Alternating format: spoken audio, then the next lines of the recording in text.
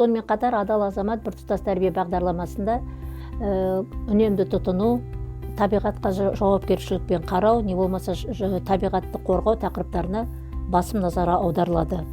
Ол бойынша көптеген жобалар қарастырылған. Таза Қазақстан жобасы мысалы, қамқорлық жобасы бар. Бірақ мен бұл жерде айтқым келетіні, осы үнемді тұтынуды және табиғатқа қамқорлықпен қарауды, табиғатты аялауды пән сабақтарында оқыту туралы.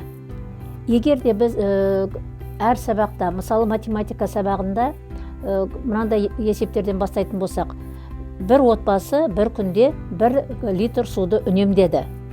Мысалы, үнемдеден кейін көп нүкте қойылған, себебі балалар өз ойын әрмен қарай жалғастыру керек. Сол арқылы есептер, мысалы, бір күнде 1 литр су үнемдейтін болса, 2 күнде қанша су үнемдейді, соншама тәулікте қанша үнемдейді деген сияқты есептер шығару арқылы үнемдеуден шығатын пайдаларды көрсетуге болады.